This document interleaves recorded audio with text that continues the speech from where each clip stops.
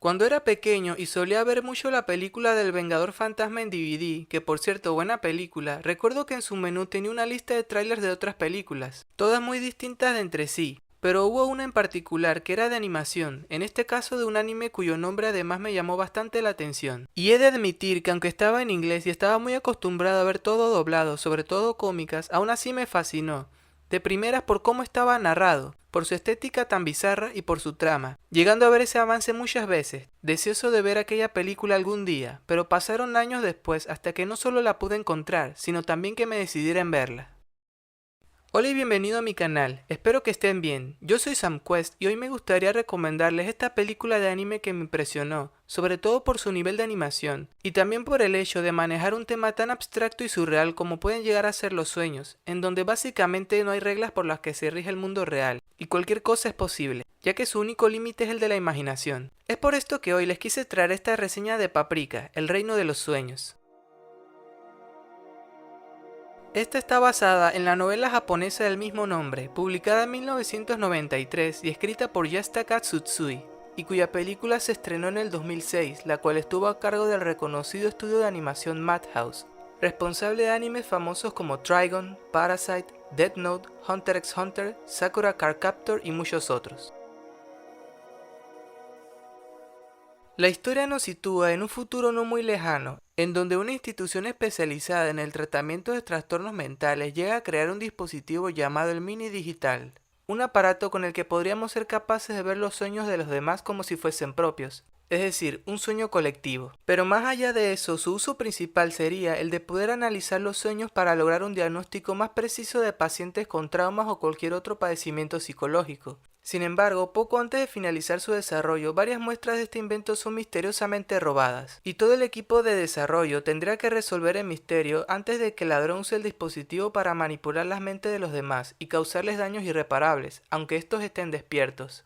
El equipo de desarrollo del mini digital está conformado por los doctores Shima, el doctor Osanai, el doctor Tokita, un genio con la mentalidad de un niño y principal desarrollador del mini digital, y la doctora Shibatsuko, una mujer fría y seria quien tendría una especie de alter ego u otra personalidad completamente opuesta llamada Paprika, que por el contrario es una chica alegre, jovial y siempre de buen humor, en resumen una chica de los sueños y además literalmente. Y por último estaría el otro protagonista, quien sería el capitán Konakawa, un policía que estaría trabajando en un caso de homicidio, pero que lidia con un sueño recurrente producto de una neurosis o trauma de su pasado, pero que gracias a Paprika usaría el mini digital para poder tratarlo.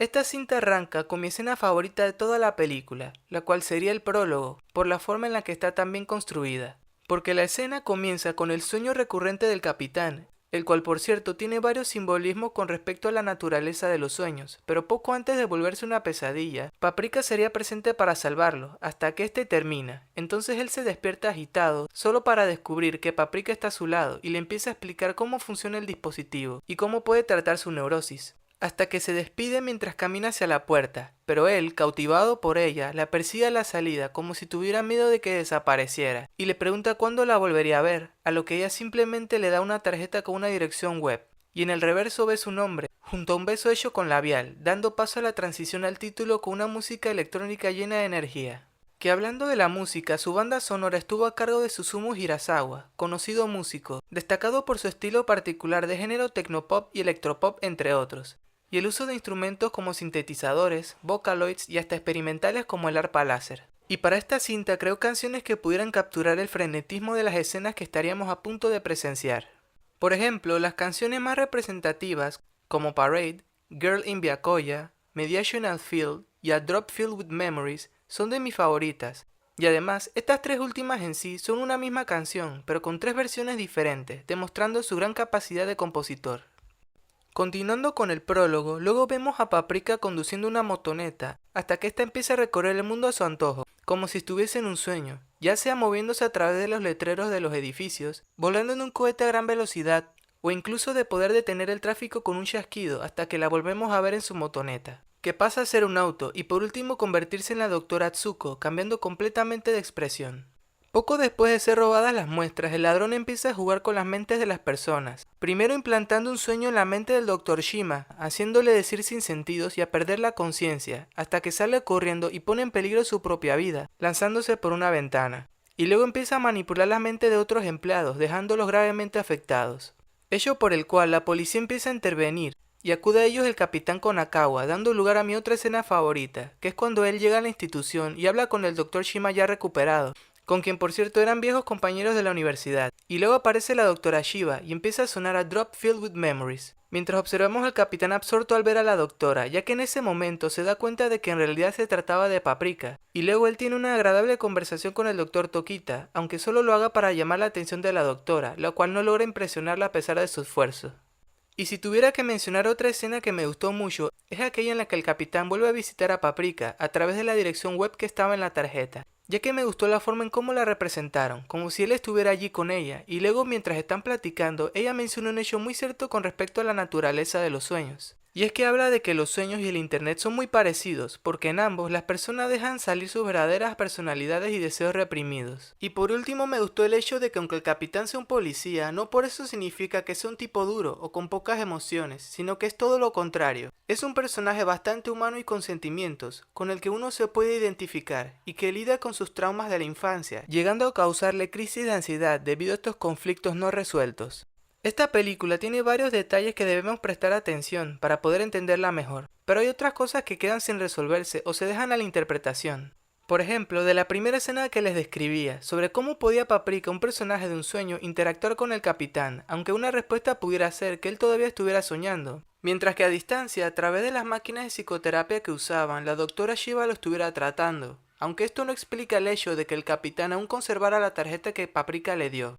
Y tampoco logré entender parte del final de cómo se resolvió todo. Ahora, por el tiempo en que la descubrí, investigué que esta película había sido dirigida por Satoshi Kon, un famoso director de anime conocido por muchas otras obras como Perfect Blue, Millennium Actress y Tokyo Godfathers, pero que lamentablemente había fallecido en el 2010 debido a un cáncer terminal. Y es una pena porque fue a una edad muy temprana y además estoy seguro que aún estaba lleno de otras historias por contar. De hecho, poco antes de su fallecimiento, Kon estaba desarrollando su próxima película, que a día de hoy sigue sin ver la luz, la cual ocurriría en un mundo futurista en el que no hay seres humanos, y la trama se centraría en 3 robots, que el propio Kon describió como una película de viaje, de aventura y fantasía, la cual tenía por nombre The Dreaming Machine. Y se dice que aunque el guión estaba terminado y llegó a animarse aproximadamente un 40% de las escenas, no se terminó, porque se necesitaba de un director, y cualquier otro que ocupara ese puesto ya se perdería la visión original de Kon de esta historia. Además de que la película atravesó por problemas financieros, así que más que todo por respeto se dejó la obra sin terminar, y lo único que ha salido a la luz son algunas pocas imágenes y unos pocos detalles de su trama. A día de hoy, además de Paprika, solo me he visto Tokyo Godfathers, que por cierto debe ser su historia más divertida de todas, y que también recomiendo. Por otro lado, sé que Perfect Blue es bastante más turbia, razón por la cual por ahora no tengo pensado en verla, pero que se considera una película de culto, ya que inspiró a una película de Hollywood muy famosa, que fue El Cisne Negro, igual de psicológica y oscura, así que de momento la que más me llama la atención de ver es Millennium Actress. Pero volviendo a Paprika, me parece curioso que a pesar de ser una película de anime o de animación japonesa, visualmente no sigue el estilo visual propio del anime, como el uso de ojos enormes y rasgos exagerados o caricaturescos, sino que por el contrario su estilo es un poco más realista, igual que en las otras películas del director que mencioné. Sin duda, además de la trama, el otro elemento que me llamó la atención era la animación, ya que esta es increíble, y sobre todo de tener que animar algo tan surreal como pueden ser los sueños, es una delicia visual y hasta satisfactoria, que justifica por completo la decisión de haberla hecha animada, ya que algo así solo podría hacerse con la animación, sin los límites de la acción real como en un principio se pensó hacer. Por otro lado, aunque la película se llama Paprika, siento que la historia le queda muy pequeña a este singular personaje, ya que es alguien que prácticamente puede hacer lo que quiera, y que siento que pudimos ver mucho más de este gran personaje, teniendo más que ofrecer. Además, se concluye que Paprika se trataba de la personalidad reprimida de la doctora, que solo dejaba salir en sus sueños, y puede que solo usaba esta coraza fría en el mundo real como mecanismo de defensa. Y saben, hablando de ella, hubiera sido bueno que nos hubieran contado un poco de su pasado, más que todo sobre cómo terminó convirtiéndose en la persona fría y casi sin emociones que nos hace creer que es. Sin embargo, solo se nos habla del pasado del capitán y la razón por la cual decidió hacerse policía, a pesar de que le gustaban mucho las películas y a diferencia de él, su mejor amigo de la infancia sí persiguió ese sueño. Y por último, algo que sí me parece curioso es que años después, Hollywood estrenaría una película de temática similar y que puede que muchos conozcan, y me refiero a Inception del 2009, dirigida por el reconocido director Christopher Nolan, pero que aparentemente sería una historia completamente original. Pero bueno, solo quería mencionarlo por tener algunas referencias claras a Paprika.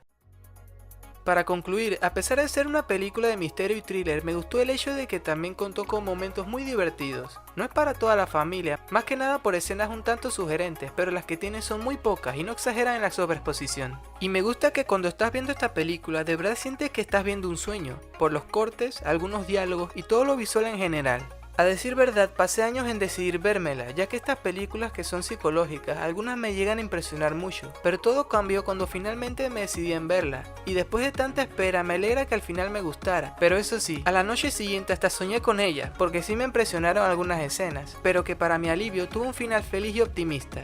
Y díganme, ¿ya conocían esta película? ¿Acaso les voló la cabeza? ¿O solo los dejó pensando? ¿Y si han visto otras películas de este director? Como siempre los estaré leyendo y gracias por ver. Nos vemos en la próxima.